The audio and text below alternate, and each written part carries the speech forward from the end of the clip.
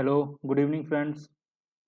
तो सबसे पहले देख लेते हैं कि हमने कल क्या डिस्कस किया था एंड आज क्या हुआ और कल क्या होने की प्रोबेबिलिटी है।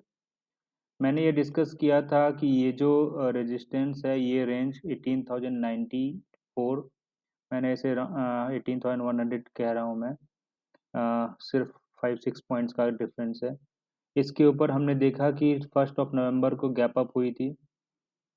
तो मैं ये कहना चाह रहा था कल कि ये गैप अप काफ़ी दिनों के बाद इतने इम्पोर्टेंट रेजिस्टेंस के ऊपर हुई है तो मार्केट ने सस्टेन करना चाहिए। बट कल क्या हुआ, एक कैंडल बनी जिसे हम बेरिश इंगल्फिंग भी कह सकते हैं क्योंकि इसने प्रीवियस डे की कैंडल को पूरी तरह इंगल्फ कर लिया था। काफ़ी सॉलिड कैंडल बनी थी। तो मेरा ये मानना था कि अगर मार्केट आज नीचे की तरफ खुलती है, लेट्स अज्यूम कि नीचे की तरफ खुलती है, ये मेरा कल मानना था। तो मैं एक्सपेक्ट कर रहा था कि मार्केट इस गैप को फिल करके यू टर्न ले लेगी। What I am trying to say is कि मुझे लग रहा था यहाँ ओपन होके फिर ऐसे चली जाएगी मार्केट एंड क्लोजिंग इसके ऊपर होनी चाहिए 18,090 के ऊपर। ऑन द कॉन्ट्ररी हुआ क्या मार्केट में आज, मार्केट नीचे खुली, फिर हम देखेंगे कि ये कहाँ ओपन हुई है। नीचे खुली एंड इस रेंज में यहाँ तक 18,097 18,100 तक हिट करके फिर इसी रेंज में ही रह गई। तो आज बेसिकली ऑप्शन सेलर्स का डे था क्योंकि ओपन इक्वल्स टू लो कह सकते हैं, माइनर सा एक वो था, नीचे की तरफ गया था। मतलब जहाँ से ओपन हुआ उसके ऊपर ही चलता गया और 18,100 के आसपास आके 18,100 एंड लो के बीच में ही रह गया पूरा इंटायर डे मार्केट। तो ऑप्शन सेलर्स का डे था आज।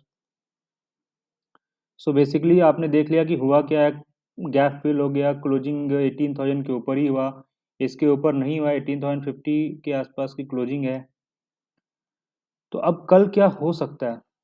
तो मुझे लगता है वैसे तो सिनेरियो दो ही केस है मेरे पास इस वक्त।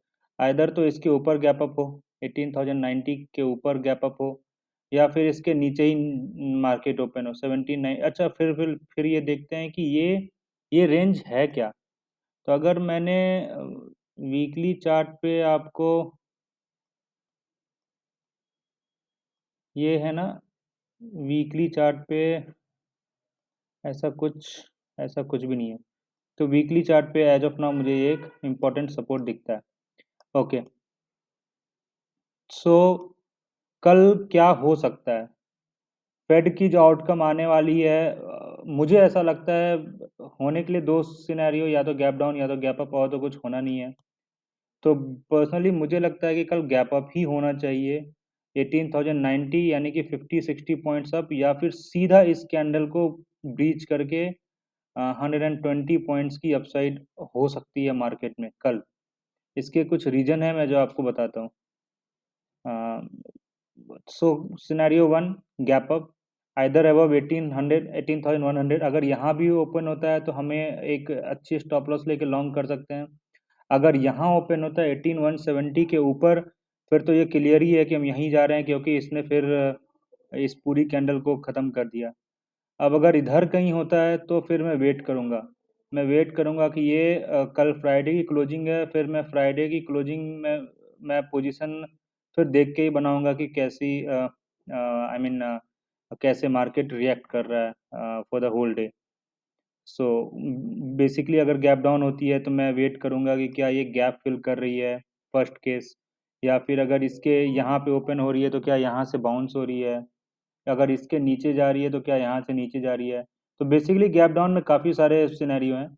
गैप अप्स में तो क्लियर है कि अगर 18,100 के ऊपर हो गया तो भी मैं लॉन्ग रहूँगा, और अगर इसके ऊपर हो गया तब तो कंफर्टेबली हमें टारगेट यहाँ तक दिख रहा है।